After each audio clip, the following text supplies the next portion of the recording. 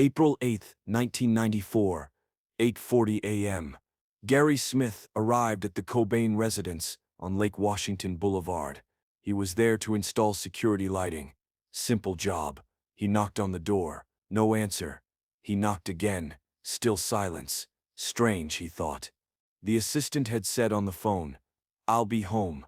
Gary walked around the property. Maybe he could enter through the back. He passed the garage. He noticed the greenhouse, small building, glass walls, looked like a plant nursery. A light was on inside. Gary approached. Maybe someone was in there. He walked toward the glass. He leaned forward. He looked inside. He saw. He froze. He stumbled backward. He felt like vomiting. The toolbox in his hand dropped. He pulled out his phone. His hands were shaking.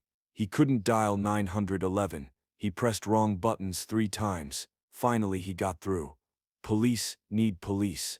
There's something," the operator said. "What's there, sir? Please stay calm." Gary said. "Dead. A man, so much blood. His eyes are open." But what exactly did Gary see in that moment?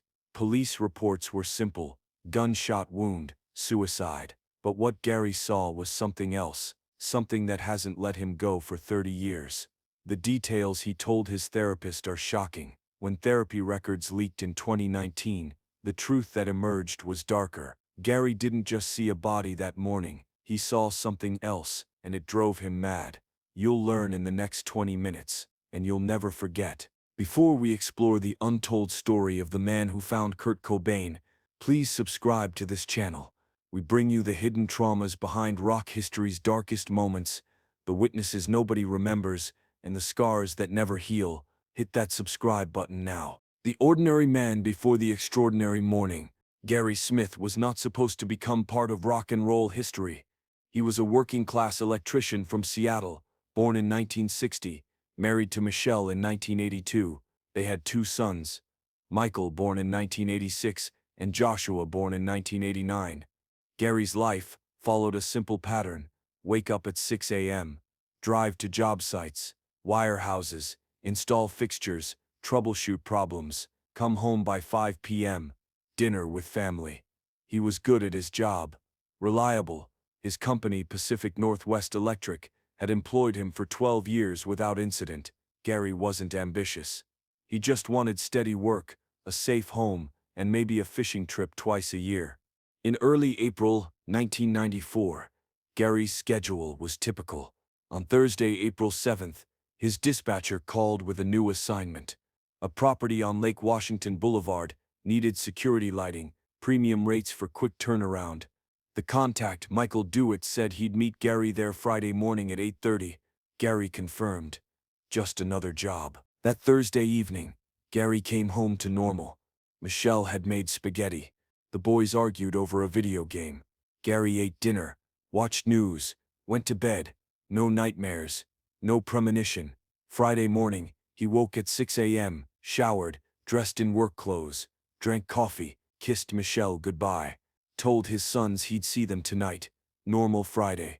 Gary climbed into his work van, white Ford Econoline with Pacific Northwest Electric painted on sides. He drove toward Lake Washington Boulevard. Traffic was light. He arrived around 8:35. The house sat back from the road, partially hidden by trees. Gary parked on the street, grabbed his toolbox and ladder, walked up the driveway. The property was impressive. Large house, modern design, huge windows overlooking lake. He approached the front door, knocked, waited. No response. Knocked again. Harder. Still nothing. 8:40.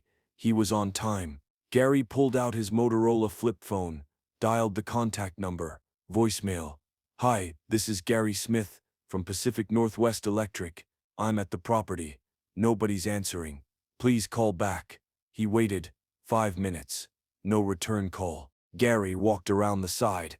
Maybe back entrance. The property was large, well-maintained lawn, garden beds, wooden deck. He saw the garage, separate from main house. Next to it was a smaller building. He approached. Glass walls on 3 sides, 10 feet by 12 feet. A greenhouse, plants visible inside, and a light was on. Gary moved closer. He could see through glass clearly, pots, gardening tools, a sleeping bag on floor, and something else, a shape. Gary squinted, walked right up to the glass door, peered inside. For a moment his brain couldn't process, then recognition hit. A man lay on the floor, on his back, arms at sides, a shotgun across his chest. Blood, so much blood. Walls, floor, dried, dark, everywhere. The man's face pale, grayish, blonde hair matted with blood, and his eyes, open, staring directly at Gary. Gary's stomach lurched. He turned and vomited. His legs weakened. He stumbled against greenhouse wall. His hand left a smudge on glass. He staggered backward, dead, obviously dead, days dead, from decomposition. But those eyes, why were they open? Why looking at him? Gary's hands shook. He tried to dial 911, pressed 9, then 1 3 times by accident. Hung up, tried again.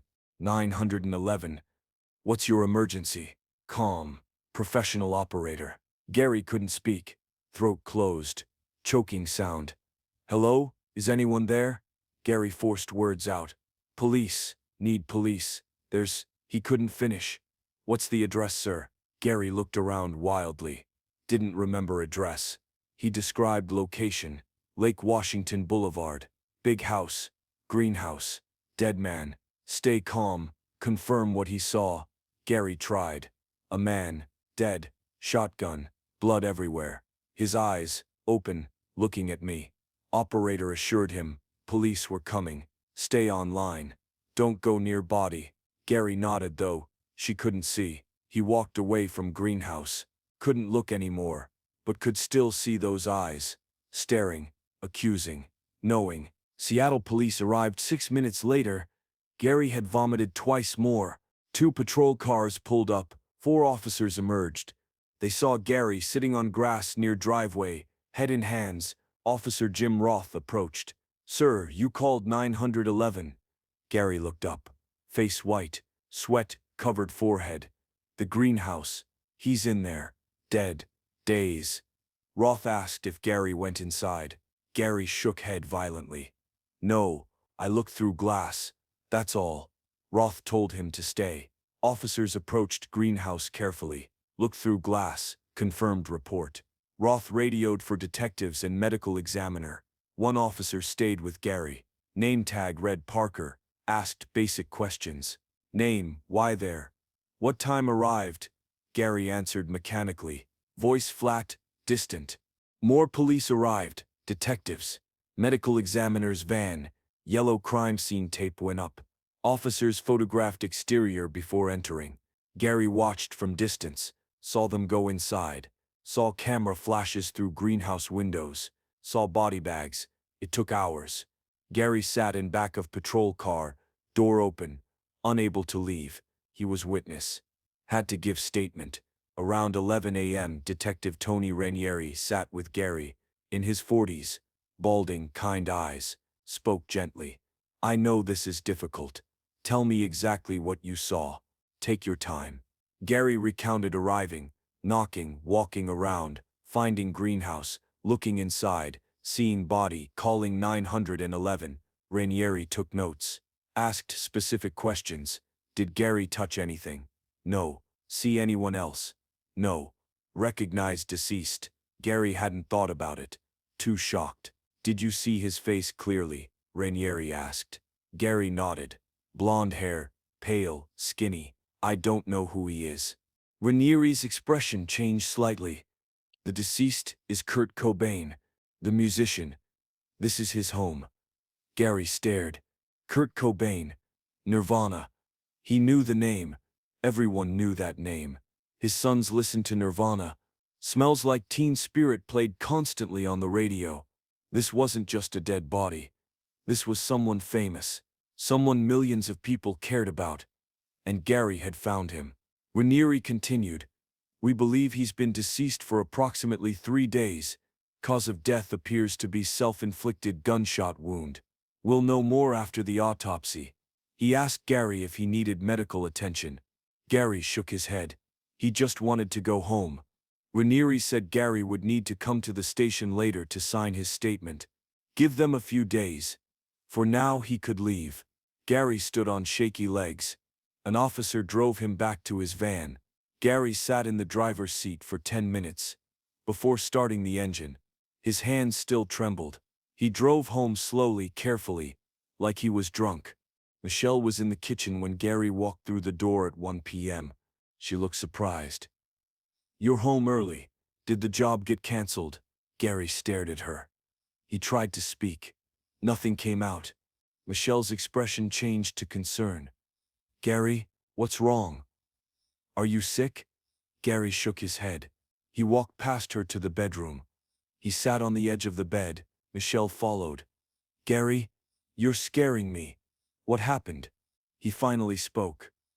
"I found a dead man in a greenhouse. He'd been dead for days." It was Kurt Cobain. Michelle gasped. She'd heard of Kurt Cobain. Everyone had. "Oh my God. Are you okay?" Gary looked at his hands. His eyes were open. He was staring at me. I can still see him. When I close my eyes, he's there. Staring. That was the beginning. The moment Gary Smith stopped being himself. Over the next few days, the media storm erupted. Kurt Cobain's death was international news. Every television station, every newspaper, every radio show, vigils formed in Seattle. Fans wept openly in the streets. Conspiracy theories began immediately. Was it really suicide? Who found the body? Gary's name appeared in some news reports. Local electrician discovers rock star's body. Reporters called his house. Gary refused to speak to them. His company fielded dozens of media requests. Pacific Northwest Electric issued a statement. "Our employee Gary Smith was performing routine work when he made the tragic discovery. He is cooperating with police and requests privacy during this difficult time." But privacy was impossible. Photographers camped outside Gary's house. One reporter knocked on the door at 7 a.m., waking the whole family. Gary shouted at him to leave. His sons, 8 and 11, didn't understand what was happening. Why were strangers taking pictures of their house? Why was Daddy angry all the time? Gary couldn't work. He called in sick for a week. He barely left the bedroom. Michelle brought him food. He didn't eat. She heard him crying at night. When she tried to comfort him, he pulled away. "You don't understand. You didn't see it. You didn't see his eyes." Michelle suggested he talk to someone. A therapist. A counselor. Anyone. Gary refused. "I'm fine. I just need time." But time didn't help. 2 weeks after finding the body, Gary returned to work. He lasted 3 days before having a panic attack on a job site. He was installing ceiling lights in a new house. The client left him alone in the room. Gary climbed the ladder. He reached up to connect wires, and suddenly he was back in the greenhouse. The blood, the gun, the eyes. He froze on the ladder, unable to move. The client found him 20 minutes later, still frozen, staring at nothing. Gary climbed down without a word, collected his tools and left. He didn't return to work after that. His boss, Frank Delacroix, called him a week later. "Gary, I understand you're going through something. Take all the time you need. Your job will be here." Gary thanked him, but knew he wouldn't go back. He couldn't. Every job site would trigger it. Every house would become the Cobain house. Every room would become the greenhouse. Michelle tried to support him, but didn't know how. Their savings dwindled. Gary filed for unemployment. Michelle took extra shifts as a dental hygienist to cover bills. The boys noticed their father had changed. He didn't play with them anymore. Didn't help with homework. Just sat in the living room, staring at the television without watching it. Michael, the 11-year-old, asked his mother, "Is Daddy sick?" Michelle didn't know what to say. "He's sad. He saw something very sad. He'll get better," but she didn't believe it. By August 1994, 4 months after the discovery, Michelle insisted Gary see a therapist. She made the appointment herself, drove him there, walked him to the door. Gary went in. The therapist, Dr. Patricia Morgan, specialized in trauma. Gary sat in her office, in a chair that was supposed to be comfortable, and stared at the wall. Dr. Morgan asked him to describe what happened on April 8th. Gary did, mechanically, like reading a grocery list. Found body, called police, went home. Dr. Morgan noted that Gary showed signs of dissociation. His effect was flat. He displayed no emotion while recounting a deeply traumatic event, classic PTSD symptom. She prescribed medication, antidepressants, anti-anxiety pills, sleep aids. Gary took them, but they didn't help. The eyes were still there. The nightmares began in September. Gary would dream he was walking through the Cobain property again, but this time he couldn't leave. He'd look through the greenhouse glass and see Kurt. Kurt would sit up. Blood poured from his wounds. He'd turn his head toward Gary. Those eyes would lock on. Kurt's mouth would open. No sound came out, but Gary understood the message. "Why didn't you save me?" Gary would wake up screaming. Michelle would hold him while he shook. "It's just a dream. He's not real. It's just a dream." But to Gary, it was real. More real than anything else in his life. The dreams came every night, sometimes multiple times per night. Gary stopped trying to sleep. He'd stay up until exhaustion forced unconsciousness, then the nightmares would ambush him. By December 1994, Gary and Michelle's marriage was fracturing. They argued constantly. Michelle wanted Gary to try harder, go to therapy consistently, take his medication, fight to get better. Gary couldn't explain that he didn't want to get better. Part of him felt he deserved this suffering. He'd seen something he wasn't supposed to see. He'd looked into a dead man's eyes. That kind of violation required punishment. When Michelle asked him why he wouldn't try, he'd say, "You don't understand." And she didn't. How could she? She hadn't been there. She hadn't seen what he saw. The distance between them grew. They stopped sleeping in the same bed. Michelle moved to the guest room. The boys noticed. Michael asked, "Are you and Dad getting divorced?" Michelle cried and couldn't answer. The breaking point came in March 1995, nearly a year after the discovery. Gary's younger son Joshua, now 5, had a nightmare. He woke up crying, calling for his father. Gary was in the living room as usual, staring at nothing. He heard Joshua but couldn't move. Michelle got up, comforted Joshua, brought him back to sleep. When she came downstairs, she found Gary in the same position. "Your son needed you," she said. "I know," Gary replied. "And you did nothing," she continued. "I couldn't," Gary said. Michelle sat down across from him. "This can't continue. You're not here anymore. Your body is here but you're gone. The boys need a father. I need a husband. You need to decide if you want to be part of this family." Gary looked at her for the first time in weeks. "I don't know how," he said. "Then figure it out," Michelle replied. "Or we're done." Gary tried. He increased his therapy sessions to twice a week. He took his medication religiously. He forced himself to engage with his sons, though it felt like acting. He'd ask about school, help with homework, but inside he was empty. Morgan noted in her records, patient demonstrates willingness to participate in treatment, but shows limited progress. Intrusive thoughts persist. Nightmares continue. Patient reports feeling emotionally dead, describes himself as a ghost. Prognosis guarded. By June 1995, Michelle filed for divorce. She told Gary she'd tried. She'd given him over a year, but she couldn't watch him disappear anymore. The boys deserved better. Gary didn't fight it. He moved out to a small apartment in Renton. The divorce finalized in October 1995. Michelle got custody of Michael and Joshua. Gary got supervised visitation every other weekend, but Gary barely saw his sons. Each visit was torture. Michael and Joshua would arrive at his apartment, excited to see their father. Gary would force a smile. They'd play video games or watch television, but the boys could sense something was wrong. Their father was there but not there. He'd zone out mid-conversation. He'd stare at walls. Sometimes he'd leave the room without explanation, and the boys would hear him crying in the bathroom.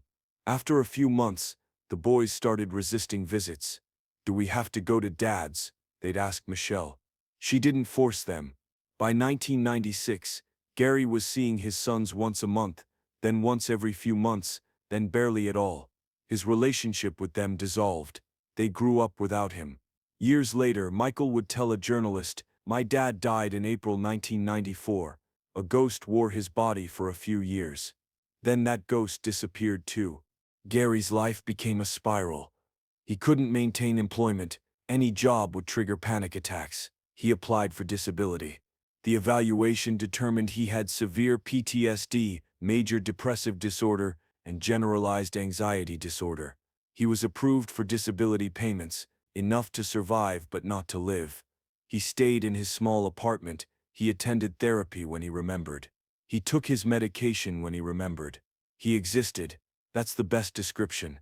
He didn't live. He existed. Friends from his previous life tried to reach out. Gary pushed them away. His brother called repeatedly. Gary stopped answering. His parents visited. Gary pretended everything was fine until they left, then collapsed. He had no one. He was utterly alone with his trauma. The 20th anniversary of Kurt Cobain's death in April 2014 brought renewed media attention. Documentaries aired, articles were published, and some journalists remembered Gary Smith, the electrician who found the body. A few tried to contact him for interviews. Gary refused all requests, but one journalist, a freelancer named Marcus Webb, was persistent. He found Gary's address. He showed up at the apartment. Gary answered the door. Webb introduced himself, explained he was writing a piece about the forgotten people in the Kurt Cobain story. Gary told him to leave. Webb apologized, but said he just had one question. "How has this affected your life?" Gary stared at him. Then something broke. 20 years of silence. 20 years of holding it in. Gary started talking. He talked for 2 hours. Webb recorded everything. The nightmares. The divorce. Losing his sons. The inability to work. Living on disability. The constant presence of Kurt's eyes. When Gary finished, he felt empty. Webb thanked him. The article was published in the Seattle Weekly in June 2014. It was titled "The Last Witness: Gary Smith's 20-Year Nightmare." The article brought more attention, most of it unwelcome. Nirvana fans found Gary's contact information. Some sent supportive messages, many sent hate. "You could have saved him. You took too long calling 911. You disturbed his peace." The conspiracy theorists were worse. They accused Gary of being involved in a cover-up, of being paid to stay silent, of knowing more than he admitted. Death threats arrived. Poorly spelled, grammatically incorrect, but terrifying. "We know where you live. Justice for Kurt. You will pay." Gary changed his phone number. He considered moving, but where would he go? The trauma would follow him anywhere. In 2019, something unexpected happened. Dr. Patricia Morgan, Gary's longtime therapist, had her practice records subpoenaed as part of an unrelated lawsuit. During discovery, someone leaked portions of her files to the media. Gary's therapy records were included. Suddenly, intimate details of his treatment were public. His descriptions of the nightmares, his suicidal ideations, his hallucinations of Kurt's ghost following him. The notes Dr. Morgan had written: "Patient believes deceased is haunting him. Reports seeing apparitions. Hears voices. Possible psychotic features developing. Consider antipsychotic medication." The leak was a massive breach of privacy and medical ethics. Dr. Morgan was sanctioned by the licensing board, but the damage was done. The world now knew the full extent of Gary's breakdown. The response was mixed. Some people expressed sympathy. A GoFundMe was started to help Gary, raising over $40,000. Gary accepted it reluctantly, using the money to move to a slightly better apartment and pay for continued therapy, but others mocked him. Reddit threads debated whether his trauma was real or exaggerated. "He just found a body. People find bodies all the time. Why is he such a baby about it?" These commenters didn't understand. They hadn't seen what Gary saw. They hadn't looked into those open eyes. They hadn't carried that image for 25 years. Gary gave one final interview in 2020 to a mental health podcast. The host, a clinical psychologist, approached the conversation with sensitivity. Gary, now 60, spoke slowly, carefully. He described what PTSD had taken from him. His career, his marriage, his children, his identity. I used to be Gary Smith, electrician, husband, father. Now I'm Gary Smith, the guy who found Kurt Cobain. That's all I am. That's all I'll ever be.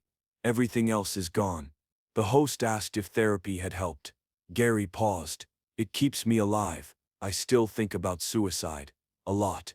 But therapy gives me tools to not act on it. So yes, it helps. But it doesn't fix. There's no fixing this. 30 years later, Gary Smith is 64 years old. He lives alone in a small apartment in Renton, Washington. He still sees a therapist weekly. He still takes medication for PTSD, depression, and anxiety. He still has nightmares. Though they're less frequent now, perhaps once or twice a week instead of nightly. He has almost no contact with his sons. Michael, now 38, is married with 2 children. He lives in Portland. He hasn't spoken to his father in over 10 years. Joshua, 35, lives in California. He sends Gary a card every Christmas.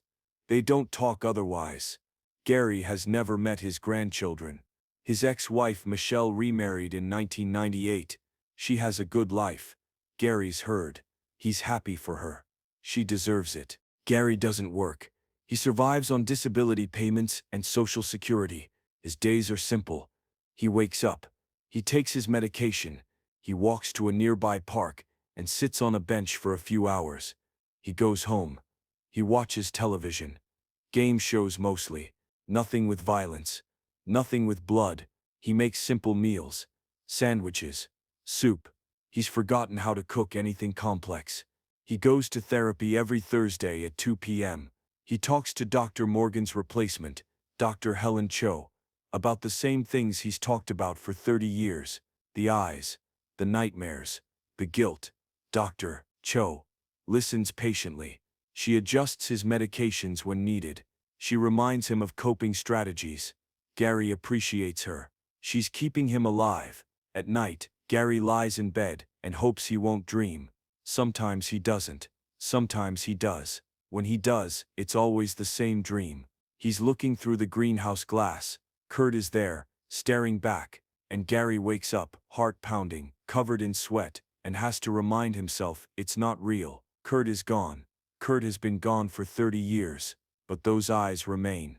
They will always remain. The question Gary asks himself, the question that haunts him more than any nightmare, is simple. Why me? Of all the electricians in Seattle, why was I the one sent to that house?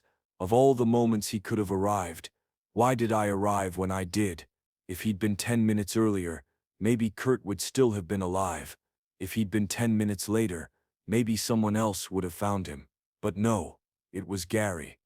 At that exact moment, and that moment destroyed him.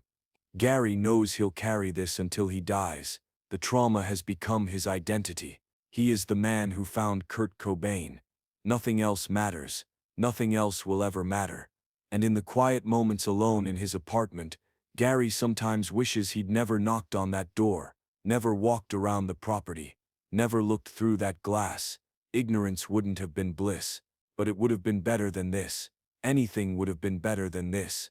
30 years later, Gary Smith is still standing in front of that greenhouse, still looking inside, still seeing those eyes, and he always will be.